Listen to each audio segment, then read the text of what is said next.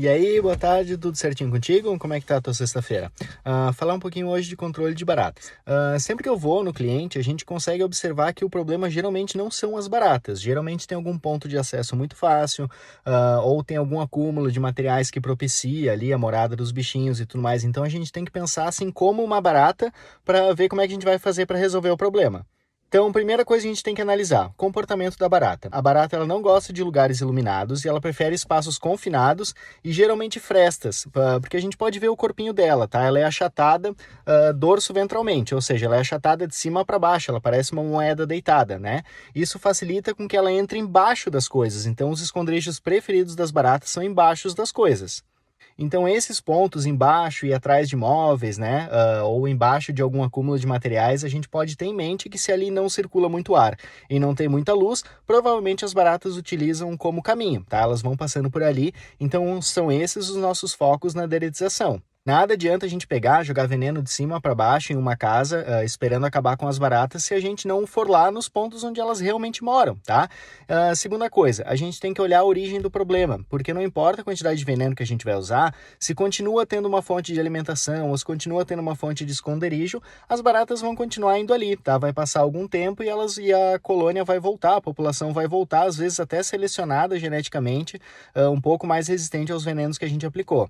Então, alinhada à deretização, a gente tem que passar também recomendações para as pessoas de como que elas podem fazer para evitar a presença de baratas mesmo ali na casa delas, porque geralmente é uma coisa bem comportamental, tá? Terceira coisa, gravidade da infestação. Uma infestação grave, uma infestação alta, a gente consegue perceber quando a gente vê baratas à luz do dia, tá? Porque para barata se arriscar a ser exposta ali a um predador durante o dia é porque a população está muito grande e já tem pouco alimento disponível nos lugares onde ela se esconde. Então, para valer a pena para a barata correr o risco de sair em plena luz do dia atrás de comida, é porque a gente já tem uma população bem alta. Então, se tu viu uma barata durante o dia, indica uma superpopulação. Quarta coisa, limpeza com certos produtos que desnaturam as proteínas e as gorduras, enfim, todo tipo de alimento que a barata gosta. Dois tipos de produtos, detergentes, saponáceos, que a gente pode usar para limpar o chão e limpar os lugares, ou produtos à base de cloro ou hipoclorito, que eles degradam todas as proteínas, todos os açúcares, enfim, qualquer coisa que tiver no chão.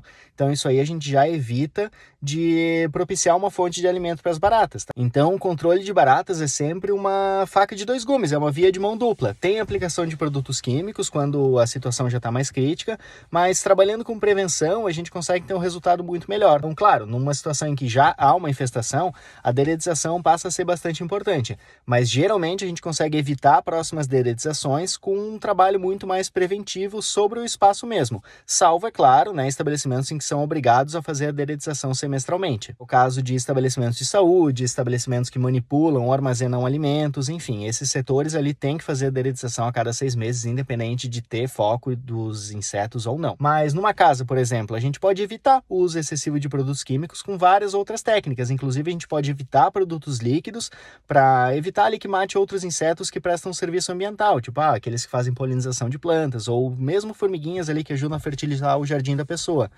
Então a gente usando ali inseticidas em gel, como aquele gelzinho contra baratas que eu gosto de usar e algumas outras técnicas preventivas ou armadilhas de cola também, a gente consegue preservar um pouquinho melhor o ambiente, tá? Então encher de produto químico às vezes não é a melhor solução. Nós temos muitas outras possibilidades antes dessa. Claro, tem lugares que por lei são obrigados a usar produtos químicos, mas nos lugares que a gente não precisa, geralmente não é necessário, tá? Então sempre é bom analisar para ver se realmente vale a pena, se tem um custo-benefício bom a gente usar veneno líquido mesmo. Às vezes a gente tem outras opções ali que são tão eficazes quanto, ou às vezes até mais no longo prazo, economizando dinheiro e economizando o meio ambiente também. Mas se tiver qualquer dúvida, já sabe, me chama no WhatsApp, beleza? Um abraço, boa sexta-feira.